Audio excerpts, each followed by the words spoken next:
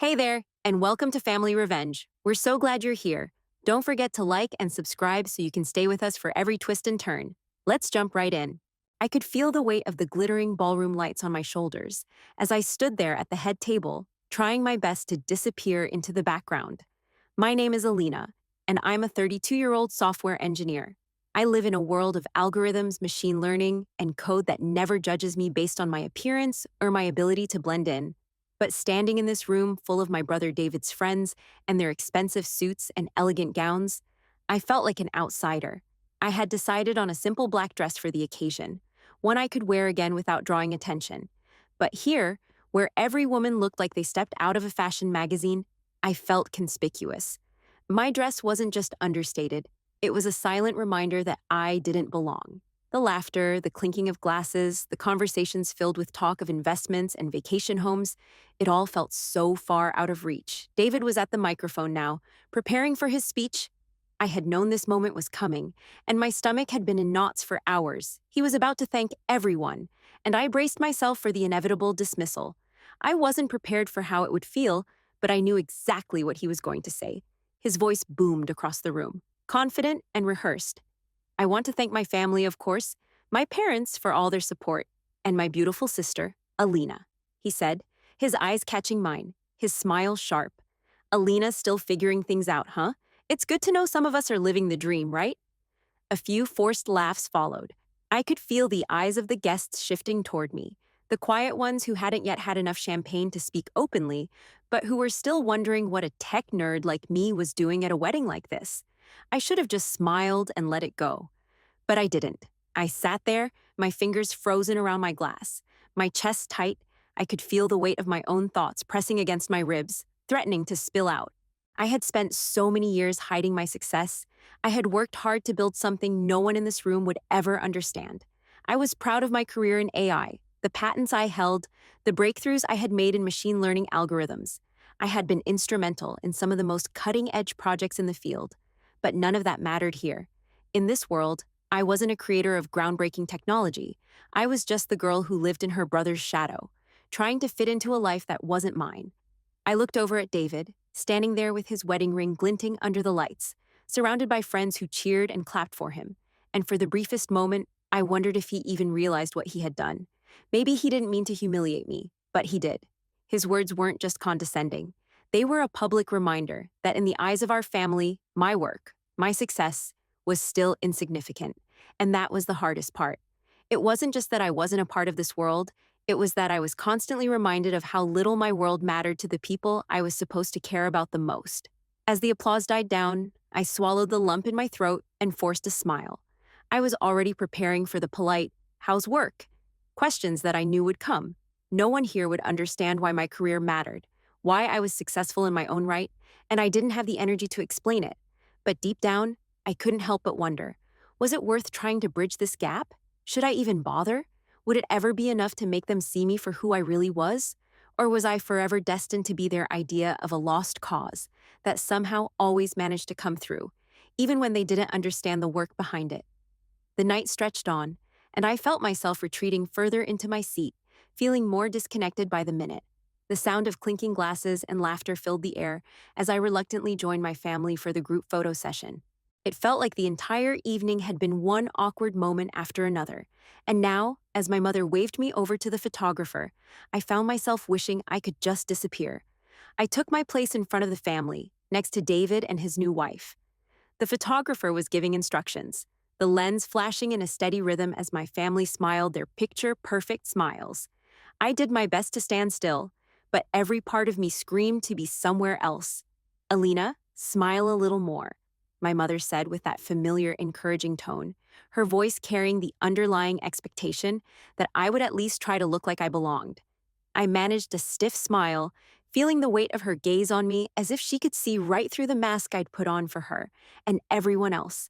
She was still fussing with my posture when she caught me off guard with her next words. "You know, I was talking to a friend of mine, and she mentioned that her daughter is looking for an administrative assistant. It's a great job, steady hours, and it pays well. I think it would be perfect for you." My smile faltered for a second, but I quickly adjusted. My mother had been suggesting this for years now, a safe, predictable job, Nothing too challenging or out of the ordinary. It wasn't the first time she'd hinted at something like this. She'd always wanted me to have a normal job, like the ones she saw other people's children having. A job where I wore a suit, sat at a desk, and earned a paycheck without disrupting the order of the world she understood. I wanted to tell her that I had already found my path, that I was already making a difference, solving problems with artificial intelligence that no one else in the family would ever understand. But the words caught in my throat. Every time I tried to explain my work, I felt like I was speaking a foreign language. I adjusted my posture again, this time consciously stiffening my back, feeling the edge of the dress pulling a little tighter. The photographer continued to click away, but my thoughts were already miles away. Mom, that's kind of you to think of me, I said, my voice polite but strained. I'm really happy with what I'm doing right now, though. It was a vague response, but it was the only way to avoid another conversation I didn't want to have. Her lips pressed into a thin smile. Well, I just think you might be able to get something a little more stable. You've been figuring things out for so long, and a position like that would give you some security. It's time to settle down, Alina. You need to think about your future. I forced a smile, nodding along, even though her words echoed in my head like a dull hum. I had been thinking about my future for years, but not in the way she wanted me to. My future wasn't about fitting into her idea of security, it was about continuing to grow in a field that didn't require me to conform to her idea of success. The photographer took another shot, and I could feel my jaw tightening as I forced my lips into a more genuine smile. But deep down, I felt the disconnect between the woman who stood in front of the camera and the one who was silently pushing away all the ideas that never quite fit her life. The family photo session continued. My mother, oblivious to the inner conflict I was struggling with, kept pointing out things she thought I could do better. Just stand a little straighter, honey. Smile like you mean it. I looked around at the people who surrounded me, the ones who still saw me as the lost sibling, the one who hadn't figured out her life yet, even though in truth, I had long since figured it out. I had built something of my own, something groundbreaking, something that made waves in my industry. But to them, I was just Alina, the quiet, still figuring it out sister, the one they pitied. The flashes of the camera stopped. The photo session was over. And just like that, I was pushed back into my role, quiet, reserved, the one who never quite fit in, the one whose achievements would never be fully acknowledged. All right, now everyone, let's get a few with just David and his beautiful bride, the photographer called out. I stepped back, watching as my brother and his wife took center stage. For a brief moment, I let myself slip into the background, feeling invisible, like I had so many times before. A part of me wished I could slip away entirely, leave the room, and escape the constant reminder that no matter how far I'd come, I was still in their eyes, the one who had never quite made it. I stood there, forcing myself to blend into the wallpaper, and wondered just how long it would take before they realized that what I had wasn't something that could be neatly packaged into their understanding of success. And maybe, just maybe, I wondered, it was time to stop hiding who I really was. Dinner was served, and the sound of silverware clinking against plates filled the air as conversations ebbed and flowed around the table. The conversation naturally turned to careers. Most of the people here worked in finance, law, or corporate management. Everyone had stories to tell about the companies they worked for, the deals they'd brokered, or the promotions they'd received. I tried to slip into the background, listening more than speaking, quietly shoveling food into my mouth while I surveyed the room. My brother David and his wife were animatedly talking with a group of friends, all of them sharing tales of their latest vacations or their most recent job changes. Everyone else was engaged in similar discussions, peppering each other with questions about their achievements. And then, out of nowhere, one of David's friends turned toward me. "So, Alina," she said, her voice light but laced with curiosity, "what exactly do you do again?" I froze, fork halfway to my mouth. I could feel the heat creeping up my neck, my chest tightening as I processed the question. It was innocent enough, but somehow it felt like an interrogation. "I work in tech," I replied, hoping that would be enough. "Software development, machine learning mostly." She nodded politely, clearly unsure how to respond. A couple of beats passed, and I could feel the shift. She was trying to find the right words, but I could tell she didn't quite understand what I was talking about. The word AI was a foreign concept here, something nobody wanted to grasp because it didn't fit into the neatly packaged job titles everyone else seemed to have. "Well, that sounds interesting," she said, her voice clearly trying to sound engaged, but it was a hollow attempt. I guess that's sort of like, what, data analysis? I smiled, but the smile didn't quite reach my eyes. It's a bit different, more focused on neural networks and machine learning algorithms. Her eyes glazed over, and I could tell her mind had already moved on. She wasn't interested in the intricacies of AI, neural networks, or the patents I held. Her world, like my family's, was far removed from the work I spent years perfecting. And I realized, once again, that no matter how much I explained, they'd never get it. They'd never understand the magnitude of my accomplishments. I pushed the conversation forward with a laugh, trying to deflect the uncomfortable tension. It's not as exciting as it sounds, really, just a lot of coding and algorithms, but it pays the bills. I could hear my words, and I hated them. I hated how I always dumbed it down. How I'd been conditioned to downplay the work I loved, to make it sound smaller, less important, and I wasn't the only one who couldn't see the value. As I looked around the table, I saw polite smiles and nods, but none of them seemed genuinely interested in what I had to say. I was a puzzle they couldn't solve, and they didn't care enough to try. But then, as if to seal my isolation, I overheard another conversation across the table. A group of men were chatting about a colleague who worked at Apple. The name Apple echoed in my ears, and I felt the sting before I even realized it. It wasn't the company or the person I was jealous of, it was the contrast. Apple, the iconic, glamorous company that everyone revered, no matter how much of a mystery it remained to them. A company where you could almost hear the whispers of success around every corner. I tried to tune it out, but I couldn't.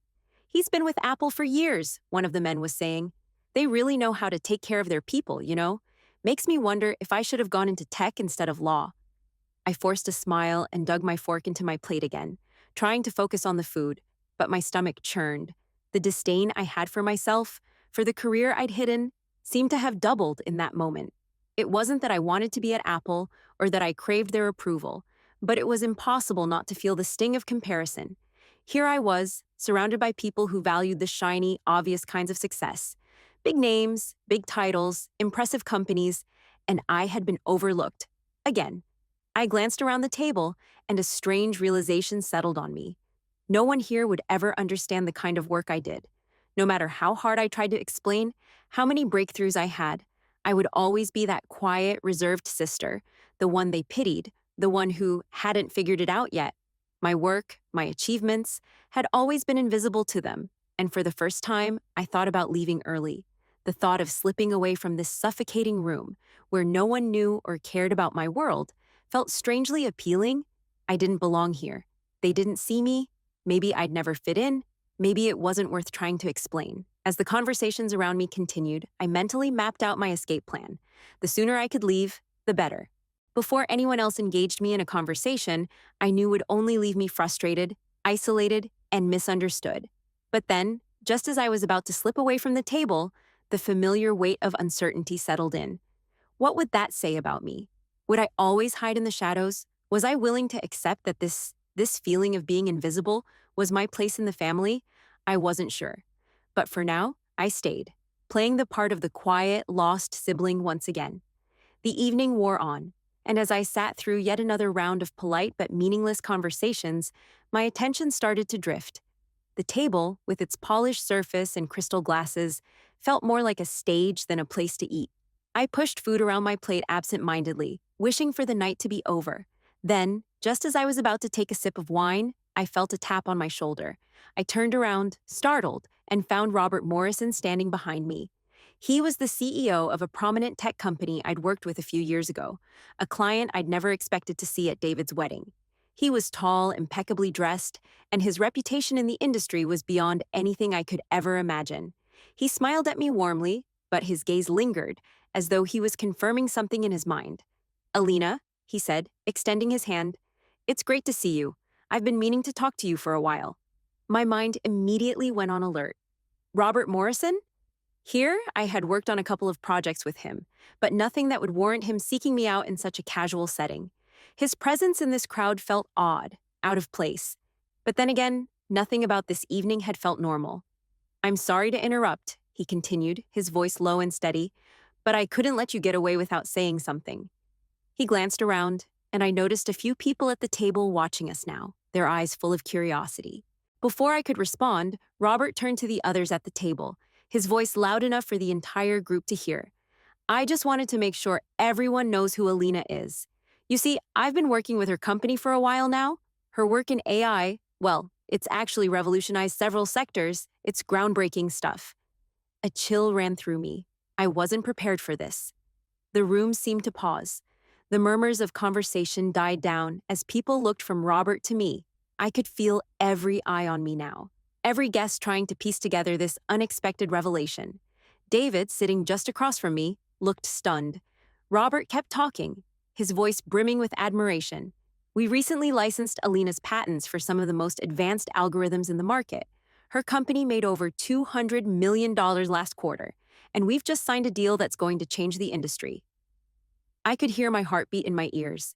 200 million, my work was now worth that much.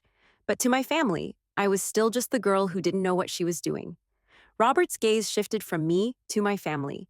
You should be incredibly proud of what Alina's achieved. It's rare to find someone who's not only skilled, but also humble enough to keep their work under wraps for so long. The room was now utterly silent. The guests at the table exchanged glances, trying to reconcile the information with what they knew, or thought they knew, about me. My stomach twisted as I realized that all these people, including my own family, were seeing me for the first time as something entirely different. I wasn't just still figuring things out anymore. Now, I was a businesswoman, someone whose work was respected and admired in a world they didn't understand. David, looking flustered, cleared his throat. "Alina," he said slowly, his voice thick with disbelief. "I didn't know." I tried to speak, but my words were stuck. This wasn't how I'd planned for things to unfold. I had kept my career quiet for years because I didn't want to be seen as different. I didn't want to feel the sting of judgment from my family, who always expected something more traditional. But now, it was all out in the open. Robert's words echoed in my mind, and I suddenly felt like I was suffocating. They had no idea what it had taken to get here. The years of quietly building my career, the sacrifices, the rejection, the feeling of being invisible to everyone except for my clients. It had all led up to this moment, but it wasn't the triumph I had imagined. Instead, it felt like a public revelation, one I wasn't ready for. I looked at David. His eyes were wide, and I could tell he was struggling to process the shift in how he saw me. He had always treated me as the failure in the family, the one who hadn't quite figured it out.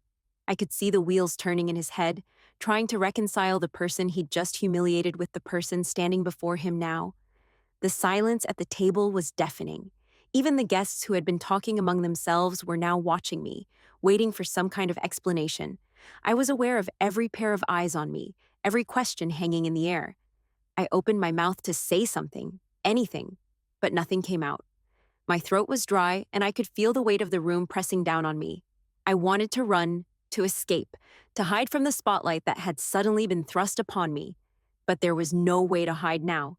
It was too late. David, his face a mixture of confusion and guilt, finally spoke again. I'm sorry, Alina. I didn't know." His words were soft, hesitant. "I didn't take you seriously before." I swallowed hard, trying to find my voice. "It's okay," I said, the words barely escaping my lips. "I've been hiding my work for so long because I didn't want anyone to judge me. I didn't want to be different. But now, the truth was out there, and I wasn't sure how to handle the flood of emotions that rushed through me. I wasn't just different. I was someone who had been dismissed, overlooked, and then exposed in front of everyone. And in that moment, I realized how much I had sacrificed to protect the fragile version of myself that my family had always seen. Robert turned to me, his expression kind but firm. "You don't need to hide anymore, Alina. You've earned every bit of this." But as I looked around the table, at my family's stunned expressions, I couldn't help but wonder, had I really earned it, or had I simply been waiting for a moment like this to happen, when everything I had built would finally be seen, even if it wasn't the way I had expected? I wasn't sure. But for the first time in a long while, I felt seen, really seen, for something I had built from scratch.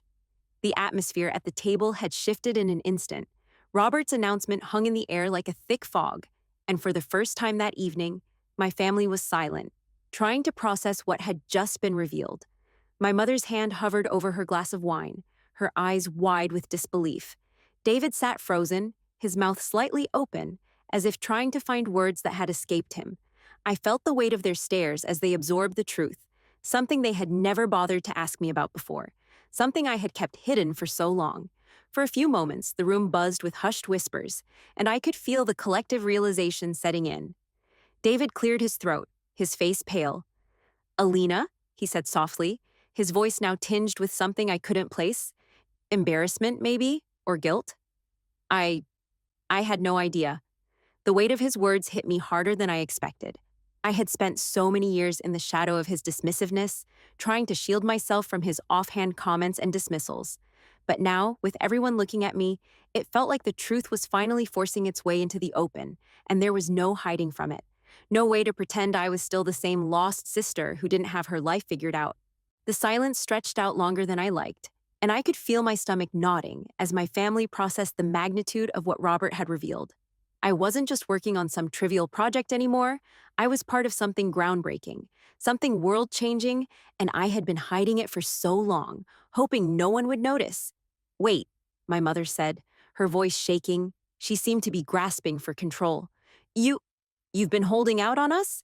I swallowed, fighting the sting of bitterness that threatened to rise in my throat. "I didn't think you'd care," I muttered, the words slipping out before I could stop them. "Every time I tried to talk about my work, you dismissed it. You never took it seriously." David shifted uncomfortably in his seat, his earlier confidence faltering. "I never meant to dismiss you, Alina. I didn't understand." A hollow laugh escaped me, and I couldn't stop it. "You never wanted to understand," I said, my voice quieter now, almost too soft. "Every time I talked about my career, it was like you were tuning me out, like you thought I was just playing with toys while everyone else was doing real work." I felt a strange mix of anger and exhaustion building up inside me. I had spent so long trying to keep my achievements to myself, trying to protect myself from their judgment, that I had never stopped to think how much I was suffocating under the weight of their assumptions. My mother shifted in her seat, and I could see the wheels turning in her mind. "But Alina, why didn't you ever tell us about any of this?" she asked, almost pleading. "Why keep it all a secret?" I looked down at my hands, clenched tightly in my lap, and took a deep breath. Because every time I tried to explain it, you'd brush me off. I started thinking it wasn't worth trying to convince you. Maybe I was wrong to keep it all to myself, but it was easier this way. Easier to hide than to fight to make you see me for what I really am. My voice faltered at the end of that sentence, but I didn't look up. I couldn't. David shifted in his seat again, glancing nervously at the others. "I never realized." He trailed off, clearly trying to piece together the puzzle of the person he thought he knew. "I never wanted to be someone you had to pity," I said. "I never wanted to be the one who was still figuring things out. I wanted to be seen for my accomplishments, but you never gave me the chance to explain." There was a long pause, and for the first time, I noticed my family's expressions soften, not with sympathy, but with the growing awareness that they had misunderstood me completely.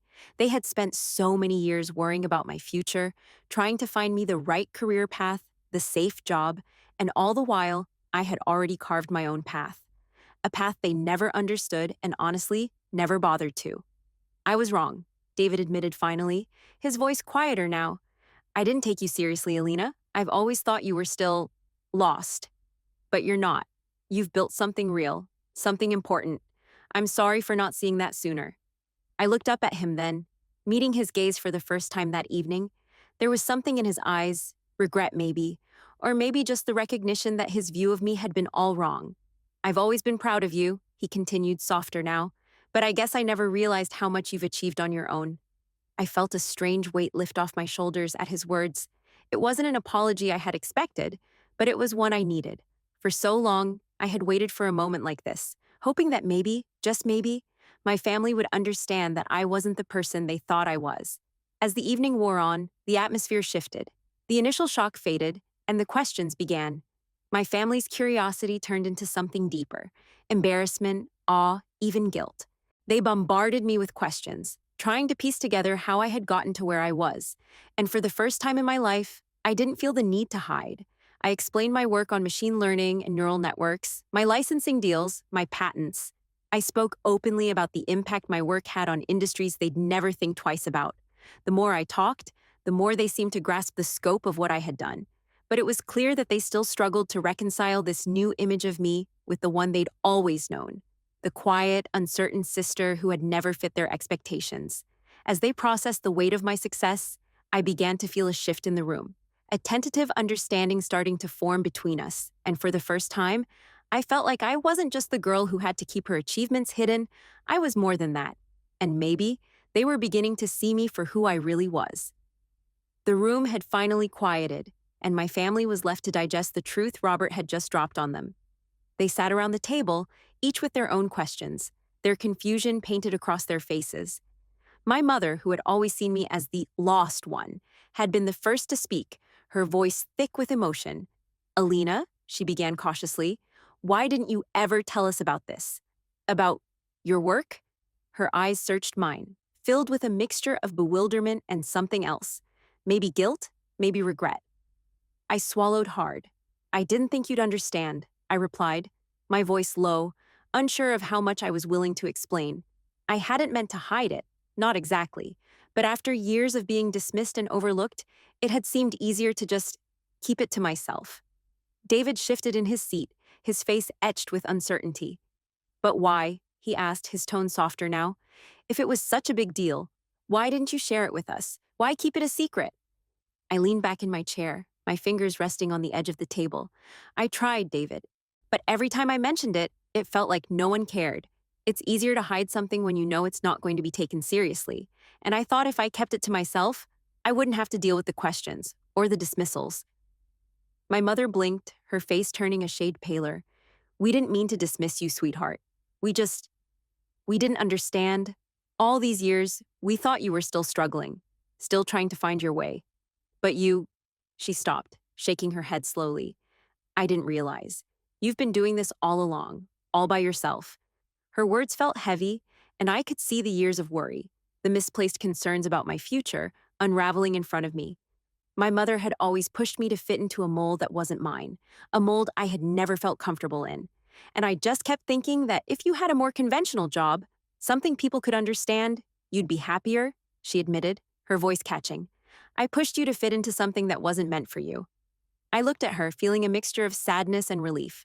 "I know you meant well, but it wasn't what I wanted. And I wasn't happy in that world. I couldn't make you see it, so I just kept going on my own." David looked down, his brow furrowed, deep in thought. "I should have known better," he said softly. "I've been so focused on my own life, my own plans, that I never took the time to really ask you about yours. I assumed you were still stuck. I didn't take you seriously, and that was wrong." He paused, letting the weight of his words settle between us. "I never thought you were capable of doing something so big." A tightness formed in my chest. I hadn't expected an apology, but hearing him finally acknowledge how much I had been underestimated, it stung. But in the same breath, I felt something I hadn't in a long time. A shift. It wasn't just guilt I saw in their eyes now, but a growing respect. They were processing what Robert had revealed, and slowly, they were starting to understand just how much I had accomplished.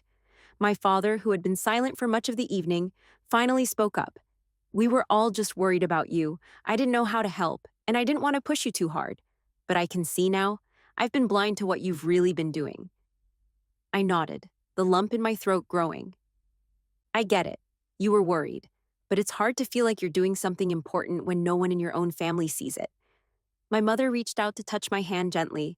"I should have listened," she said, her voice small, "but you always kept your distance. You never really let us in." I didn't know how to respond to that. It wasn't just that I hadn't let them in. I had been hiding my success because I had assumed that if they truly knew what I had built, they wouldn't understand it anyway. I had buried my pride to protect myself from their judgment. And now, sitting here, I realized that all those years of hiding had only caused more pain. Pain I didn't have to carry alone. David cleared his throat, his voice low but sincere. "Alina, I'm sorry. I should have been proud of you all along. I'm proud of you now, and I've got a lot to think about." I smiled, a small, bitter smile that didn't quite reach my eyes. "It's fine, David. It's just hard to feel like you matter when the people you love don't see you for who you really are." My mother squeezed my hand, her eyes filled with remorse. "We didn't know, Alina. We didn't know, and I'm sorry for that. But we're here now, and I—" She stopped, taking a shaky breath. "I see you now. I really do." I looked around the table, at the faces of the family who had always seen me as the lost sibling, the one who hadn't figured it out, and I saw something new in their expressions. Not pity, not even sympathy, but a new understanding. They were starting to grasp the weight of the years I had spent fighting for my place in the world, a world they had never bothered to understand. The room was still, but the air between us had shifted. I wasn't just Alina, the quiet one anymore. I was Alina, the woman who had achieved something extraordinary despite the odds. And in that moment, I realized that I no longer needed their approval. I had built something monumental on my own terms. David leaned forward, meeting my gaze. Alina, he said quietly, I want you to know that I'm proud of you, more than I've ever been. I nodded, my chest tight with emotion. Thanks, David. That means more than you know. And for the first time in a long time, I felt like I was finally seen, not just for the work I had done, but for who I had become. The quiet, lost sibling, the one who had always been overlooked, was no longer a shadow in the background. I was finally standing in the light, ready to step into a future I had made for myself. And maybe, just maybe, my family would understand that now. The evening had taken an unexpected turn. What started as a night of awkward family interactions and quiet, invisible accomplishments had evolved into something entirely different. For the first time, my family was seeing me, not just as the quiet sister in the corner, but as someone who had built something meaningful.